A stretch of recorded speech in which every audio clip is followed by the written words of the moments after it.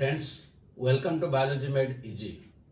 We are discussing reproduction in organisms, where in the previous video we have discussed how the asexual reproduction takes place by means of different sporulations, and there we have discussed how it reproduces by means of cell division and then by means of binary fission. Then the rest of the things, how budding, fragmentation, regeneration, and the different types of spores are produced, that we'll discuss in this video. So there we have discussed number one is cell division and number two fission.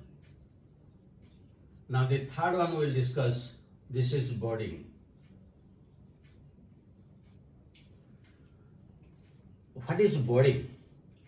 It means one outgrowth will take place from the organism. If this budding takes place in a unicellular organism like yeast, it is known as a torulation. Torulation, when it takes place in a unicellular organism like yeast, Saccharomyces. So in case of yeast, what happens? This is a single cell and there is the nucleus. So usually one outgrowth comes out from it. One outgrowth comes, the nucleus divides into two, and part of the nucleus enters into this outgrowth, then one wall is produced. Now this is known as bud. When this bud will be separated, it will give rise to a separate yeast. Again, chains of buds can be formed. This can give rise to another bud, then that can give rise to another bud, that can give rise to another bud. Chains of buds can be formed and they can be separated from each other. So this is the method of reproduction by means of budding in case of yeast. And this is known as torulation because it is unicellular organism. But in case of multicellular organism, we use the word only budding. And in that case, budding we can call it as exogenous budding or endogenous budding. So one is exogenous or external budding.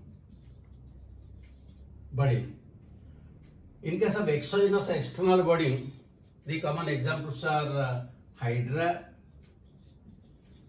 and Sipha. In these cases, in the outer part of the organism, there are some totipotent cells. Totipotent. That means there are some cells which have a potentiality to give rise to new organisms.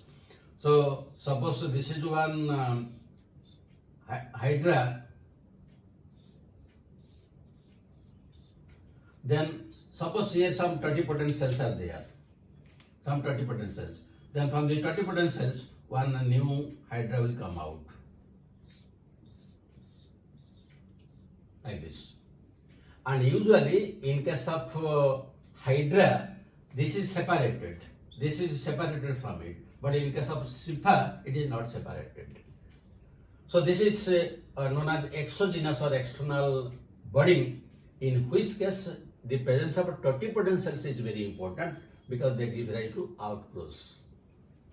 Then there is another that is known as endogenous or internal budding, and that is usually found in case of sponge. The second is internal or endogenous budding and found in case of sponge. The name is spongilla. So in this case, in the sponge gives rise to some special structures known as gemmules. And within these gemmules, there are some cells known as archaeocytes. I am drawing one diagram.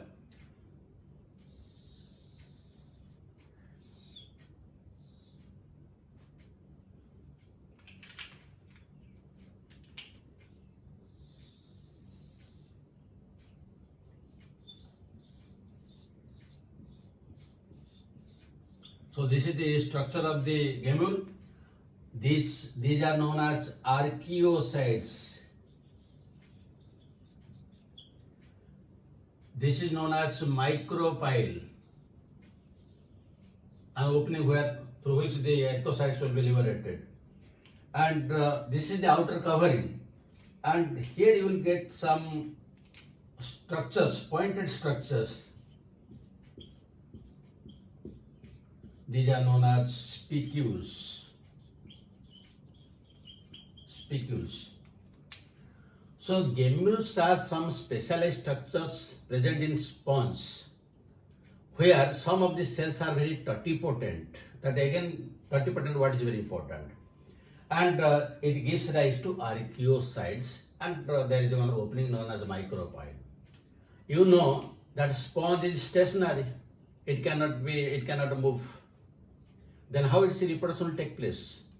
If it will be in same place and it will produce a large number of the offsprings, then that there will be overcrowding of the offsprings. They cannot survive.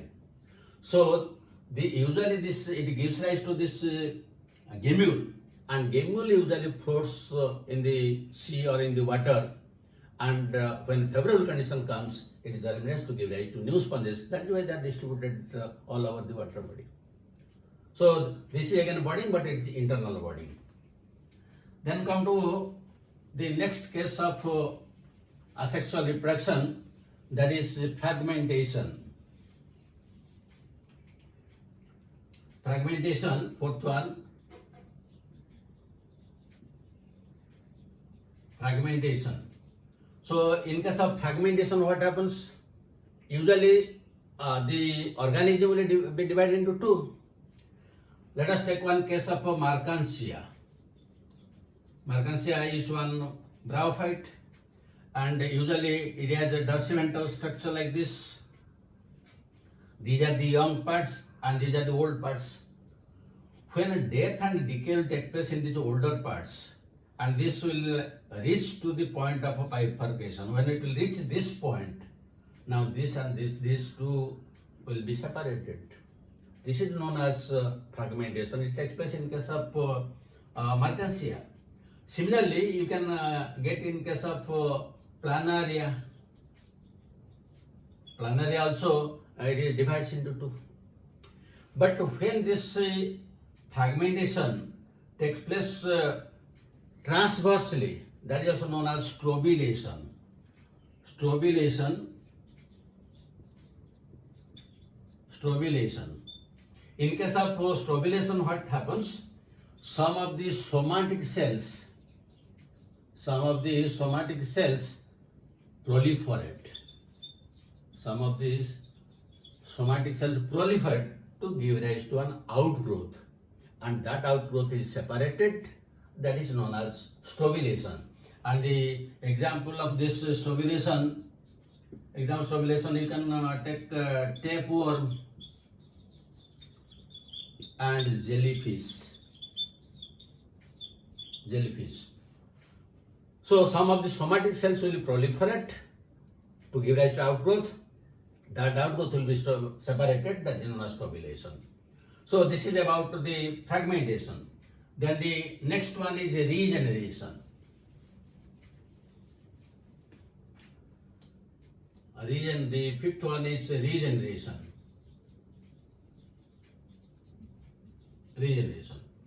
Now, in case of regeneration, one new organ or tissue will be regenerated. Again, it is of two types. It may be epimorphosis,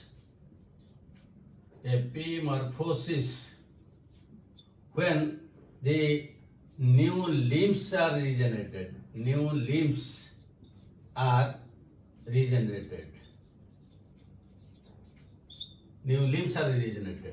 So here the example is salamander.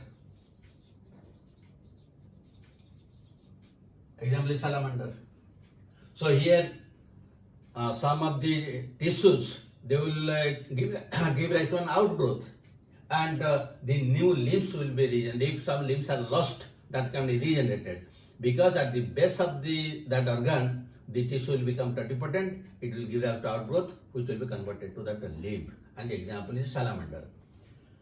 But there is another that is also known as morhollaxis.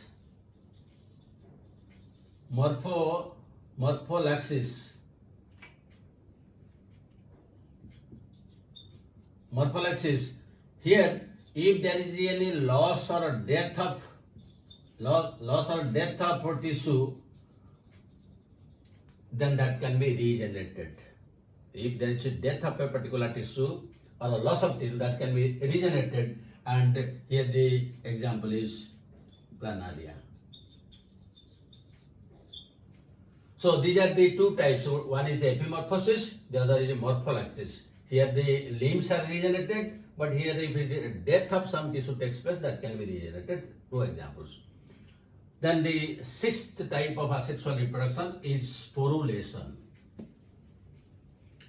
And sporulation is again very important because that is one of the best methods of asexual reproduction in case of lower organisms, that is algae and fungi. So sporulation.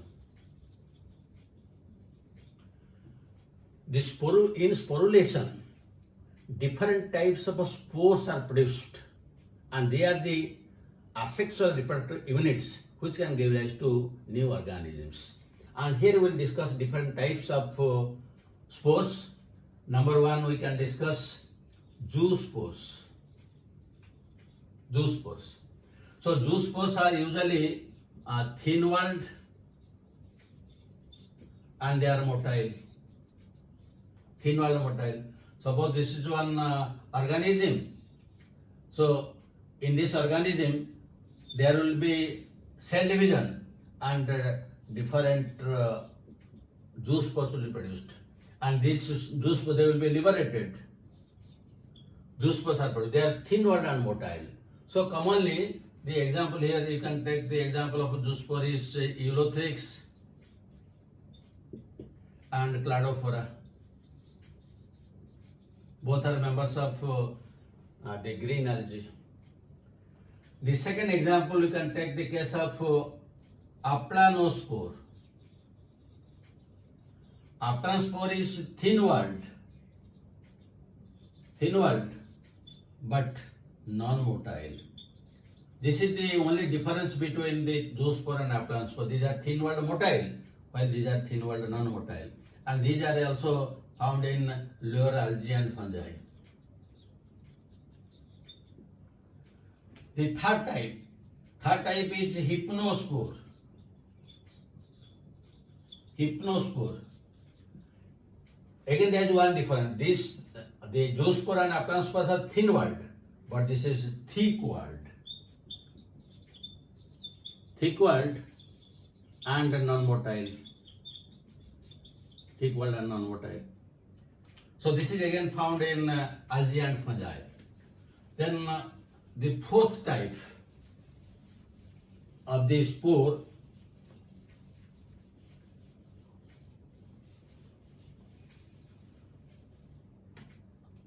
they are archaeocytes. These are also thick-walled, but these are produced from vegetative cells. Vegetative cells, when thick-walled, they give rise to archaeocytes. So when favorable condition comes, they can germinate. Then the fifth one, sporangiospores. Sporangiospores. And the sporangiospores were usually they are produced in case of rhizopus. Then the sixth one is conidia. And the conidia are usually exogenously produced.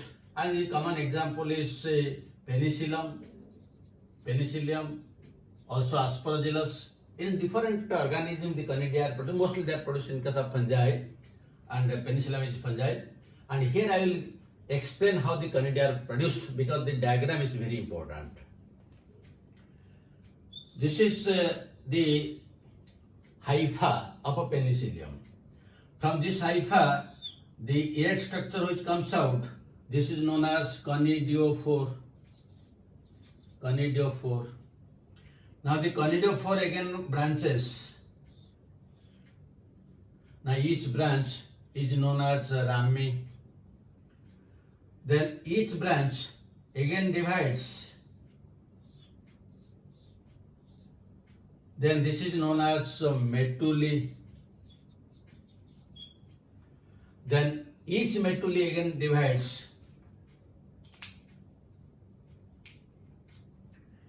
Each metulae again divides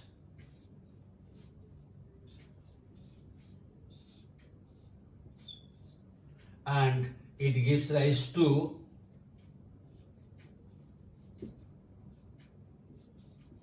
phyalides or sterigmata. This is plural. In singular it is sterigma. Now from the tips of this sterigmata, the conidia arise basipetally. That means they arise like this. That means the outer ones are older because they are first produced, and the younger ones are at the base. So they are produced basipetally, like this. So these are the conidia which are produced basipetally. So this diagram is very important. This is the vegetative structure or hypha. It gives rise to erect reproductive part which is known as conidiophore. Conidiophore again branches to give rise to rami. Rami again branches to give rise to metulae. And metulae again branches to give rise to finger-like projections. These finger-like projections are known as sterigmata or phyalides, and the tip of which the conidia are produced basipetally. And when the conidia will be dispersed, they will germinate to give rise to new penicillium. So these are some of the common methods of reproduction in case of lower plants, mostly algae and fungi. The different things that we have discussed, the cell division, then fission, then budding, fragmentation, regeneration, and now sporulation, and different types of spores are there. So this is how it takes place in case of lower plants. Now let us discuss questions.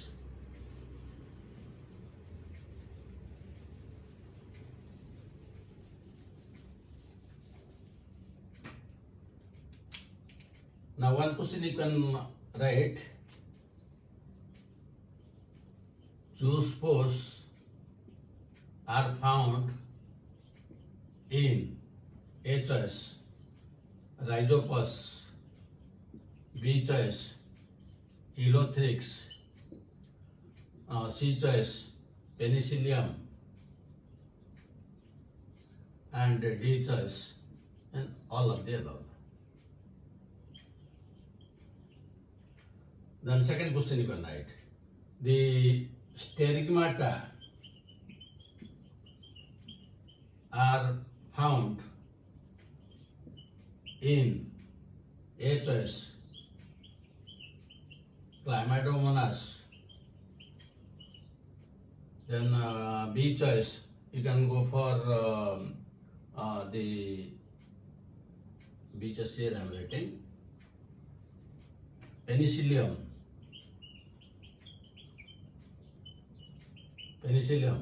Then C choice we can write Rhizopus,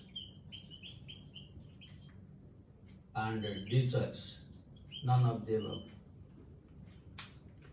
So after going through the video, you will be able to answer the questions. These are very important questions, and this type of questions are usually asked. Thank you very much for watching it. Have a good day.